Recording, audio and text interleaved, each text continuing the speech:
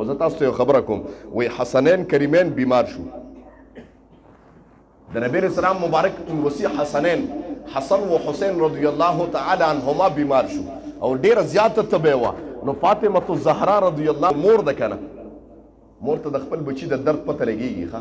و چې د هغې بیماري ته ونه شوه یو غریبي وه غریبي داسې غریبي وه زما محترمو چې کور کې د خوراک څه چې د بچو نه څه ورکي دوایي نه وه دوایي چې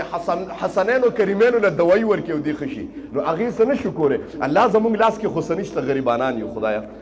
یو کار کولی شم ربه زما نظر منم خدایه که زما دا بچي الله روغ کړه خدایه 3 ورځې مسلسل به روژه نیسم او روژه د هغې ټوله زندګي روژه وه ځکه د خوراک دپاره څه ونه الله بیا هم روژه نیسمه گویا سوره دهر کې تفسیر کشاف صاحب کشاف د سوره دهر لاندې دا واقعه لیکلې ده و چې د خدای شان ته وګوره چې نبی علیه صلات وسلام مبارک به حسنین را روانو نو نبی علیه السلام به په منبر ناست او حسنین به داسې را روانو نو نبی علیه السلام به ورته د منبر نه لاسونه نبوت ورکول وکړ حسنین داسې و د یا یو پیره حسنین کریمین را روانو او اوږدې جامې اچولې ما وایي د فقر عالم و غریبي و د بل چا جامې به یې اچولې نو جامې ډېرې اوږدې وې نو درزونه به یې خوړل نبي علیه السلام په منبر ناسته چې ویې کتل چې زما نوسي درزونه خوړي د منبر نه پاسېد ورمنډه کړه نوسي یې غېږ کې واچول یو پتون کېښود بل یې په بل پتون کېښود ما د نبوت په پتونانو باندې ناستي د نبوت په اوږو باندې سورلي کړی زه اکثر خبره کوم حسنین داسې دي او د لوږې دا عالم د زما محترمو چې د خوراک دپاره دوی ډوډۍ څه کې دوا نشته دوایي نشته ربا چې دی له ورکم مور او پلار یې نظر ومنه علي رضی الله تعالی عنه وویل ربه زما هم نظر دی که زما دا 2 بچي روغ شو خدایه زه به هم 3 روژې نیسم د غریبۍ خو دا عالم دی الله روژه خو ده خوراک نشته خو بیا په اوبو باندې به نیسم او په اوبو به ماتوم گویا الله تبارک وتعالی د هغې دغه وکړه د هغې زړونو ته وکتل بچي ونه الله روغ کړه حسنینو کریمینو له زما رب شفا ورکړه وایي کله چې روژه ونیوله علي رضی الله تعالی عنه یو کس سره په باغ کې کار وکړه لغونډې کجوري ولا د خوراک دپاره ورکړه لږ سالنې ولا ورکړه لږ غوندې روټۍ ولا ورکړه په هغې باندې دې روژه سارنې په ناره نیولې وه چې کله راله شپې ماښام له روژه ماتوله افطاري کوله افطارۍ ته 2-3 منټه پاتې وو ګویا 2-3 ساعته پاتې وو دروازه وډبېده اواز راغی څوک اواز راغی چې د مدینې منورې مسکین یم د مدینې مسکین یم د خوراک دپاره سراکه وږم فاطمه الزهرا یا روژې ته ناسته وه د افطارۍ دپاره هغه خوراک یې وړه بار مسکین لی بار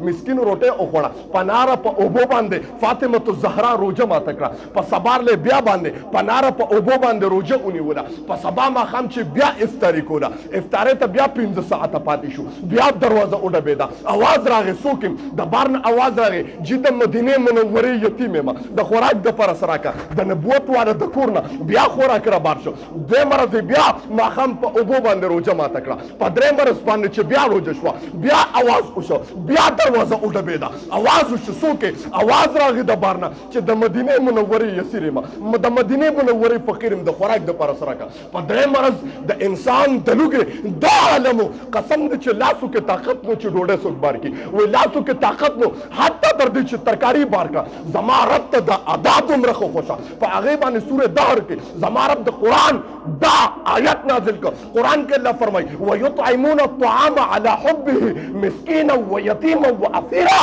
زما رب قرآن کې وفرمایل څوک چې زما د محبت ته وجنه یتیم له فقیر له مسکین له اسیر له غریب له خوراک ورکړي زما رب قرآن کې د هغه تر 1400 سال نه تر اوسه پورې قرآن کې تذکره وکړه تر قیامت د سبا پورې به چلیږي ټول سبحان الله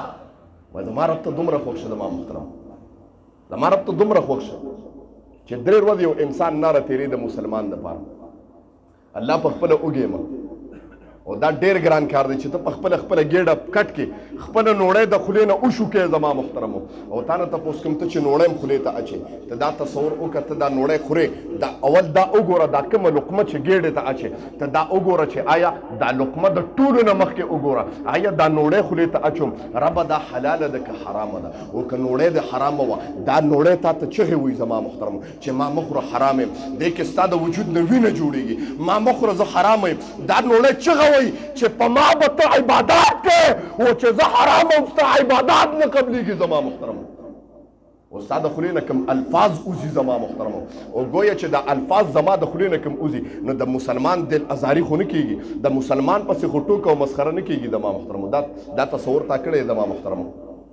او زه بار بار دا خبره کوم چې ته فایده نشي رسولې مسلمان نور ته نبی علیہ السلام فرمایي المسلم اخو المسلم دا مسلمان ستا ورور دی ها ته وایې زما د مور پلار نه دی پیدا نو زه تا ته دا رشته د ځان نه ویم دا رشته تا ته نه ویم دا رشته تا ته د محمد رسول الله د زبان نبوت نه ویم چې نبی علیہ السلام د خپل زبان نبوت نه ووی چې مسلمان د بل مسلمان ورور دی او تا نه تپوس کوم ستا دپاره دا رشته ډېره قوي ده چې ستا د مور پلار د ګېډې نه پیدا ده که ستا دپاره دا رشته ډېره قوي ده چې محمد رسول الله تعالی رشته جوړه کړې ده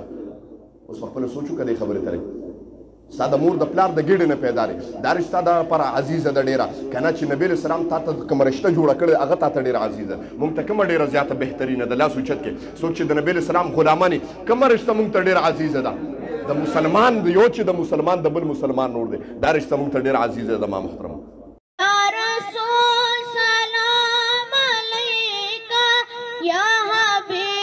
سلام علیکا